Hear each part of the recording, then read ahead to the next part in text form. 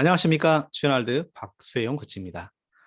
자, 오늘은 면접에 관련된 이야기를 여러분과 함께 해보고자 합니다. 면접, 벌써 여러분 마음이 답답하지 않으십니까? 또 면접을 가서 망쳤던 경험이 있는 분들은 면접의 트라우마를 가지고 계실 수도 있습니다.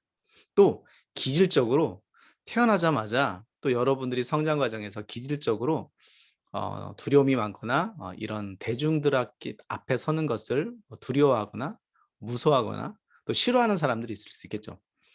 제가 만난 어떤 친구는 면접을 굉장히 즐기는 친구도 있었습니다.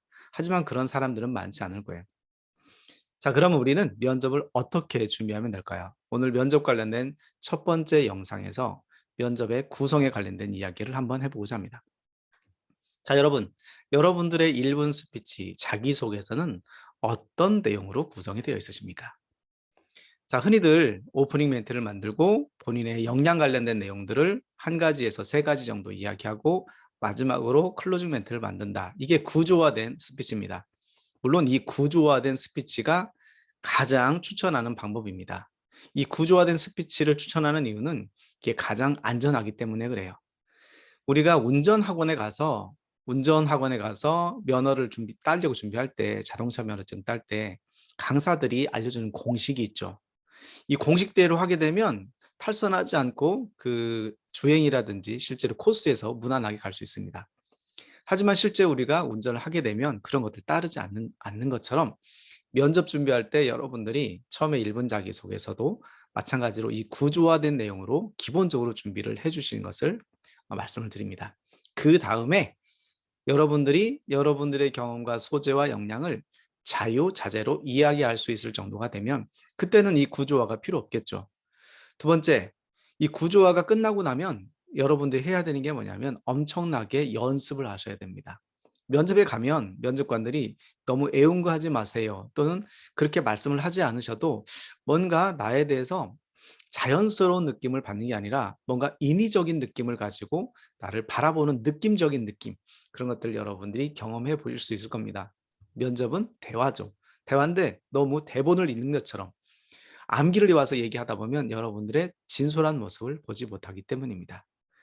때문에 이 두 가지 부분들을 고려해서 여러분들이 준비를 해줬으면 좋겠다. 그러면 어떻게 여러분들의 역량을 어필할 수 있을까요? 오프닝 멘트는 여러 가지 멘트가 있어요.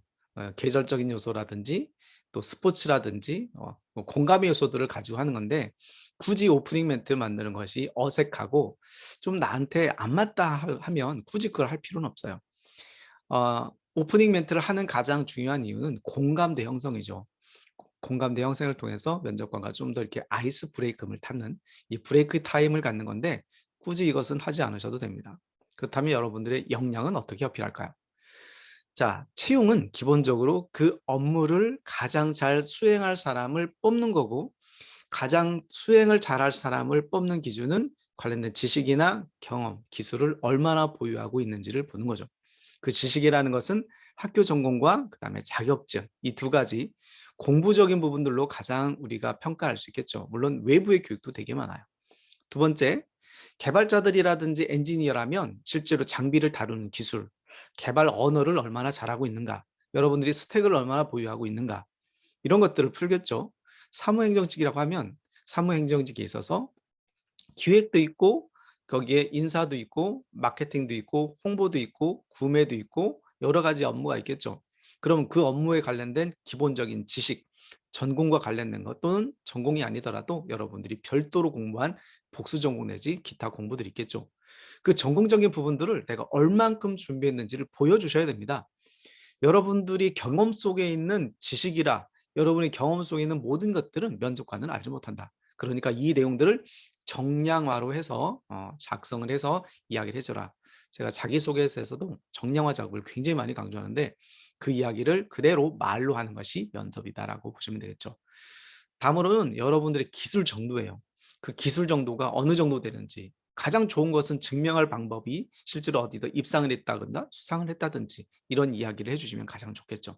그리고 마지막으로 여러분들이 했던 학교나 교내 프로젝트가 아니라 실제로 인턴이라든지 실습을 통해서 또는 석사생들이 학사생들이라면 석사 어떤 연구생들과 함께 했던 프로젝트라든지 이런 누군가와 함께 했던 훨씬 더 공신력이 높은 그런 조직과 단체, 그런 사람들로부터 피드백을 받았거나 실제로 여러분들이 그 일을 해 봤다라는 경험을 통해서 그 업무에 관련 내용의 이해와 실제로 업무 수행에 관련된 기술 등을 여러분들이 보유하고 있다.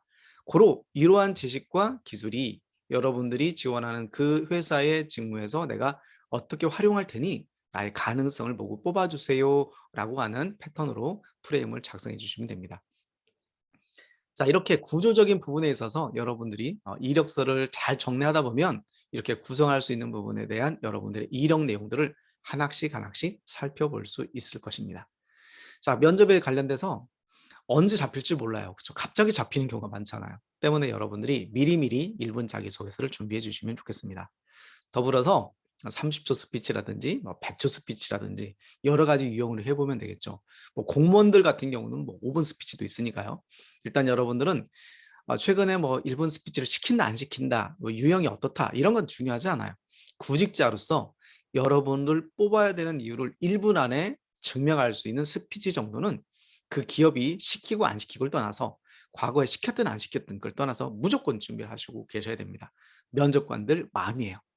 여러분들 이렇게 해서 1분 스피치를 준비를 해 주시고 자기소개 1분 스피치를 만들면서 나는 어떤 내용으로 구성해야 되는지 잘 모르겠다라고 하면 댓글에다가 달아주시면 제가 그 해당 내용을 보고 여러분들에게 말씀을 드리도록 하겠습니다.